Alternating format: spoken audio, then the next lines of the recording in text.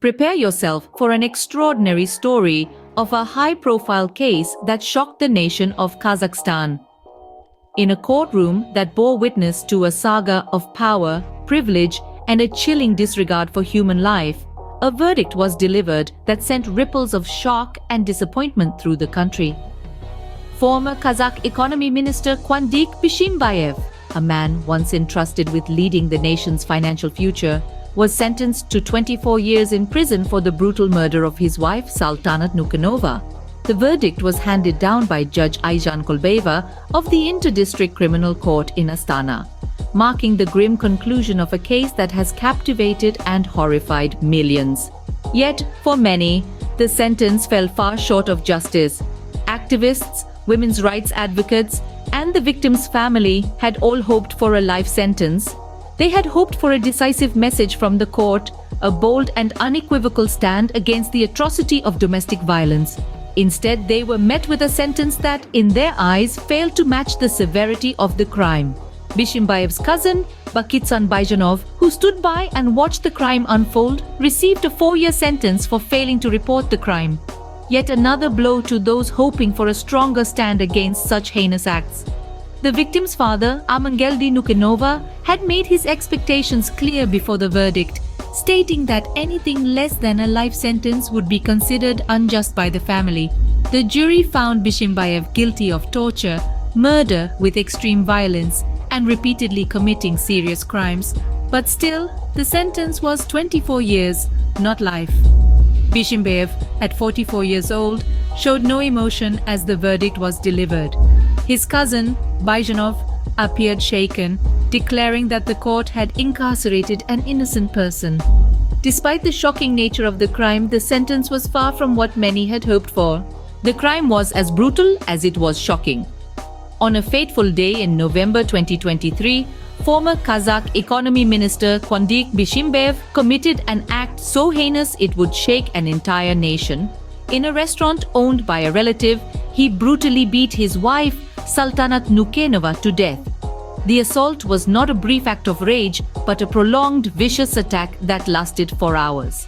Bishimbaev's cousin, Bishimbaev-Nukenova, was present during this horrifying ordeal. He witnessed the crime unfold, yet he did nothing to stop it. He did not intervene, nor did he report the violence to the authorities. His silence made him an accomplice to this horrendous act, and he would later pay the price. The trial that followed was a spectacle that gripped the entire nation. The courtroom became the stage where the horrifying details of the crime were laid bare. The jury heard how Bishimbaev, a man once trusted to lead the nation's economy, had tortured and murdered his wife with extreme violence. The evidence was damning. Security camera footage from the restaurant showed Bishimbaev kicking and punching Nukenova repeatedly, then dragging her by her hair into a nearby room. Videos from his phone captured him insulting and yelling at Nukenova for hours before she finally lost consciousness and died. Throughout the trial, Bishimbaev remained emotionless, seemingly unrepentant for the monstrous act he had committed. When asked by Judge Aizhan Kolbayeva if everything was clear to him, he simply responded that he had no questions. His lack of remorse was as chilling as the crime itself. Bishimbaev, on the other hand, appeared shaken.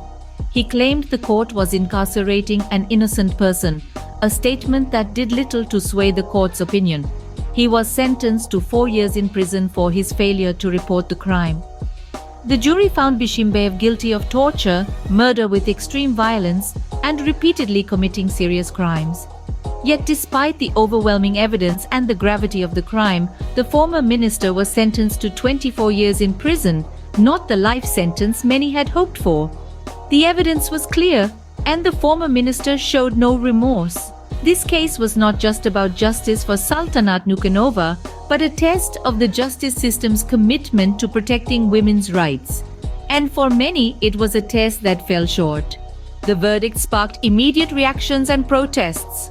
The sentencing of former Kazakh Economy Minister Bishimbaev sent shockwaves through the public, becoming a flashpoint for wider discussions about women's rights and domestic violence in Kazakhstan.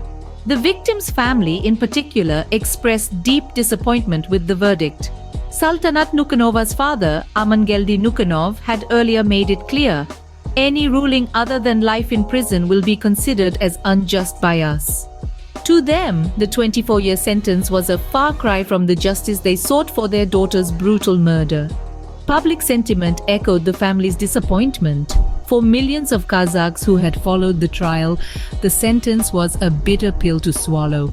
The case had become a symbol of the struggle against domestic violence, a pervasive issue in Kazakhstan where, shockingly, 1 in 6 women report facing some form of physical violence from their male partner. The outcry was not limited to words. In Almaty, Kazakhstan's largest city, Feminita, a women's rights group, took to the streets in protest. They marched through the city center, voicing their rejection of the court's decision and demanding a harsher sentence for Bishimbaev. Janar Sekabeva, one of Feminita's leading activists, made their position clear, saying, "We do not accept the court's ruling, must stay in prison for life. He will use all of his means to get an early release. We call on everyone to protest the ruling."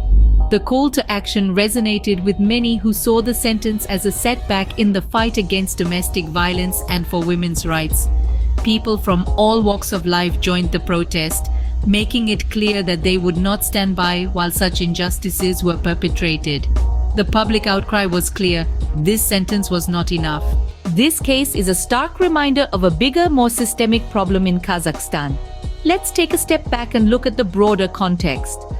Domestic violence is a pervasive issue in Kazakhstan, a grim reality that isn't limited to high-profile cases like this one.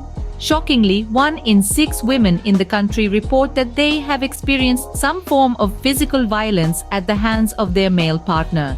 That's a staggering statistic, and it paints a distressing picture of the challenges many Kazakh women face in their daily lives.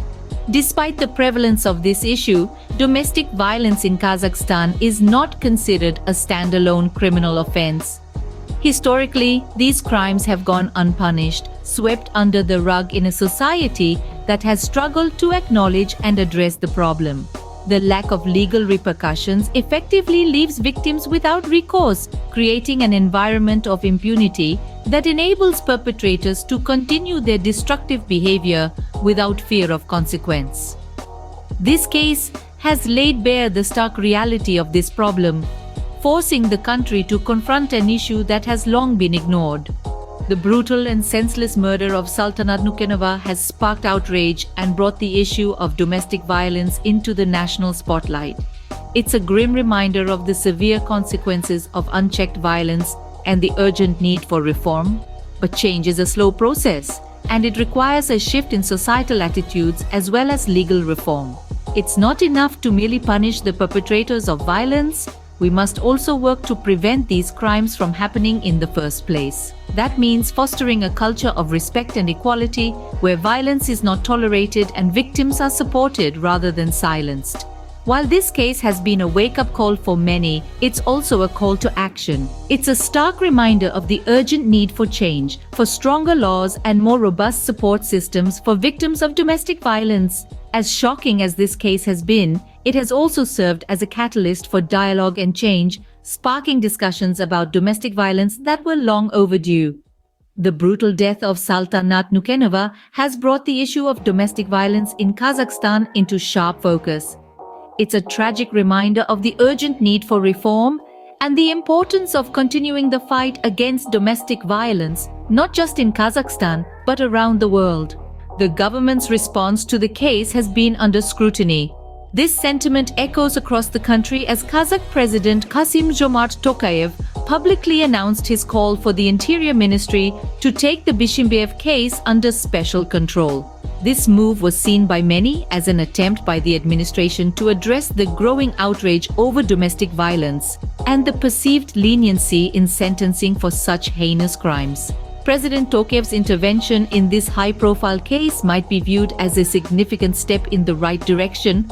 It sends a signal that the government is taking domestic violence seriously and is willing to intervene in such matters. But this call for special control raises a question. Will this move set a new precedent for future cases, or is it merely a reaction to the public outcry over this particular case? Let's look at the bigger picture here. In a country where domestic violence has historically gone unpunished and is not even considered a standalone criminal offense, this case has sparked a nationwide conversation about women's rights. It has highlighted the urgent need for legislative changes and stricter law enforcement to protect women from domestic abuse. But the question remains, will this case be the catalyst for change in Kazakhstan? Will it pave the way for the government to take more decisive action against domestic violence and improve women's rights? Critics argue that the government's response, while seemingly proactive, is not enough. They say that what is needed is a comprehensive and systemic change, not just a reaction to one case. They call for the government to enact laws that specifically criminalize domestic violence and provide adequate support for victims. They also demand that the judiciary ensures fair trials and appropriate sentencing in all cases of violence against women. The Bishimbaev case has highlighted a deep-seated issue in Kazakh society. It has exposed the brutal reality that 1 in 6 women in Kazakhstan have faced some form of physical violence at the hands of their male partner. It has shown that domestic violence is not just a private matter, but a societal issue that needs urgent attention. The government's response to this case and its aftermath will have lasting implications for women's rights in Kazakhstan. It could set the tone for how future cases of domestic violence are handled and how seriously the issue is taken by the authorities. The future of women's rights in Kazakhstan hangs in the balance, with this case serving as a stark reminder of the challenges that lie ahead. The Bishimbaev case, in all its horror, has provided an opportunity for Kazakhstan to confront its problem with domestic violence and take decisive steps towards ensuring justice and safety for all women in the country. Only time will tell if this opportunity will be seized or squandered. The case of Kwandik Bishimbaev has sent shockwaves through Kazakhstan and beyond. The reverberations from the courtroom in Astana, where former Economy Minister Bishimbaev was sentenced to 24 years for the brutal murder of his wife, Bishimbaev-Nukenova, have echoed across borders, stirring up conversations about domestic violence and women's rights.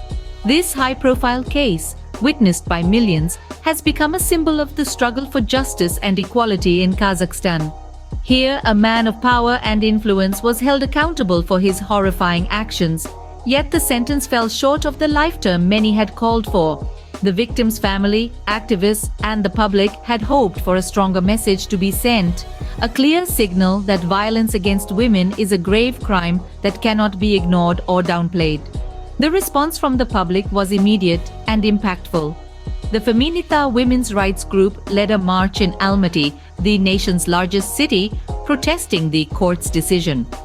Their message was clear: Bishimbaev must stay in prison for life, a call to arms for everyone to challenge the ruling.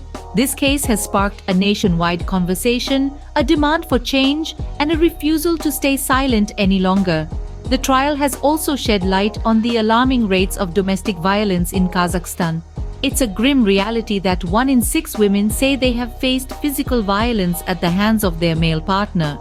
This case serves as a stark reminder that domestic violence is not just a personal issue, but a societal one that requires urgent attention and action. The case has led to a public outcry, forcing the government to respond. President Kassym-Jomart Tokayev has called on the Interior Ministry to take the case under its special control. Yet the real test lies in translating these words into tangible actions that protect women and hold perpetrators accountable. The case of Kwandik Bishimbaev has thrown a harsh spotlight on the urgent need for stronger women's rights in Kazakhstan.